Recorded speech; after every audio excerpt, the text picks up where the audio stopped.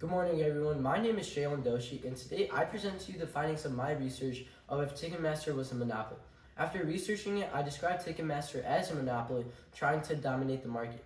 In this presentation, we'll be going over the contents of first an introduction, then secondly 11 exhibits over the topics of antitrust regulations, consumer implications, the ticket industry and technological innovation, market competition and pricing, secondary markets, and lastly a conclusion and some extra makings.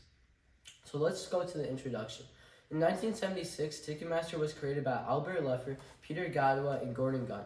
Ticketmaster has since processed around 500 million tickets each year according to HubSpot. Even though this seems very successful, Live Nation and Ticketmaster merged in 2010, creating the dominating monopoly it is today.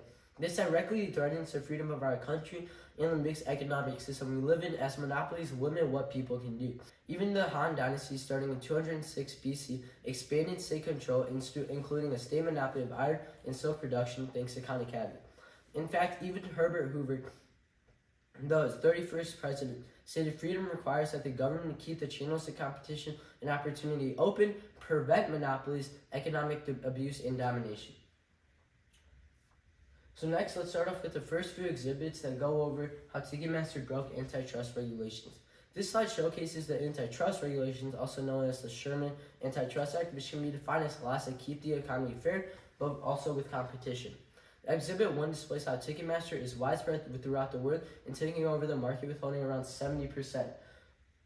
The reason for why this percentage is so high is shown in Exhibit 2. In Exhibit 2, we see that merging can create a possibility for a monopoly, and this is huge because it's not creating a fair chance for the other competitors. Lastly, Ticketmaster has relations with 80% of the arenas. This is unfair to competitors because it leaves the other 20% for all the others to compete for. As seen here, you can see that Ticketmaster has a lot of these. Of the 68 arenas, they have a lot of these.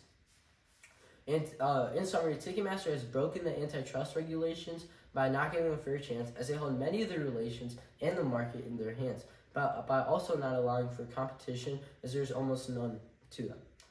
Next, we can go over consumer implications. Slide 5 portrays how there are many consumer implications that Ticketmaster has not addressed or helped with. The first is the extra cost with the receipt shown on the bottom right. Ticketmaster is avoiding these fees and trying to make more profits. Although this generation has seen much more profit-minded companies, Ticketmaster shines out as they are charging customers much extra. So you can see this ticket went from $15.90 to $2,000. This set of tickets, excuse me. This is shown even when CNN found that there was a lawsuit on Ticketmaster due to their prices. Exhibit 5 now showcases how tickets have become less accessible, and this is again a profit move of Ticketmaster. The picture on the top right shows how the actual bot works here. And the fact that 40% of all the traffic on one website for Ticketmaster was bots shows how Ticketmaster is holding how Ticketmaster holds back 90% of its tickets, shows how Ticketmaster is not dealing with these consumer implications how they should be, and just trying to get more profit. I will discuss the aspects of the bot later and how Ticketmaster is more related to them. So now we can move on the impact of the ticket industry and technological innovation. So the research in Exhibit 6 talks about how Ticketmaster has decreased the positivity of the ticket industry, and as many people feel as if they shouldn't buy these tickets due to the price. The price is directly linked to Ticketmaster's action of holding back the tickets and letting bots take over. Discussing more about bots, Ticketmaster lacks technological innovation. When we look at Exhibit 7, they know that problems exist within their website as a bot problem, but they want someone else, Congress, to fix it and not themselves. Moving on, let's discuss some research on the market competition. So we see here that Exhibit 8 shows how Ticketmaster has been dominating the market because it doesn't get affected by the bad actions it takes.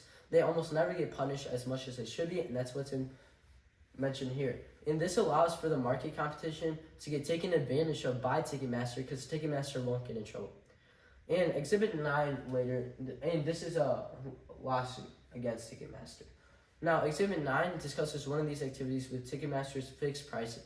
Ticketmaster fees, mostly for the profit, can be almost double the cost of the actual ticket. You can see here that a $12 ticket went into $23.45, which is a big increase, almost double. Next, we can lastly talk about how Ticketmaster controls the secondary events. Exhibit 10 shows how Ticketmaster has disturbed the secondary market in the ways of demand and having relations. This graph showcases how Ticketmaster created such high demand, which is a monopoly move as they are trying to get more customers.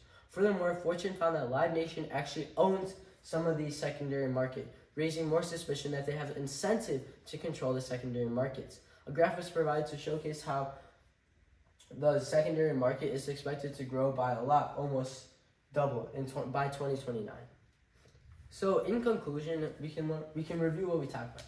We talked about how Ticketmaster holds unfair relations and control of the market to the point where it breaks these antitrust regulations. How Ticketmaster has multiple consumer implications revolving to the fact that it is less successful and costs way more than it's supposed to, causing voters to feel concerned about the ticket prices.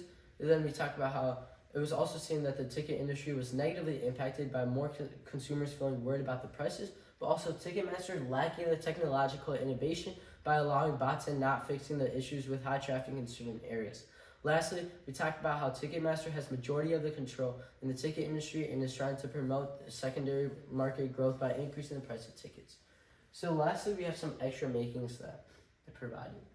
We have important data. We talk about how the sad evolution of concert ticket pricing, and about 170% has the price has increased 170% due to Ticketmaster's actions. We talk about how Ticketmaster dominates the arena and how Ticketmaster's fees almost can double the price. And here we have a ticket template for this. Shows how the Senate hearing, it was on January 24th for 2 hours 48 minutes. This is the date that they merged in 2010. The conditions say that they merged with Live Nation, they allowed bots, and they made the overall tickets almost double.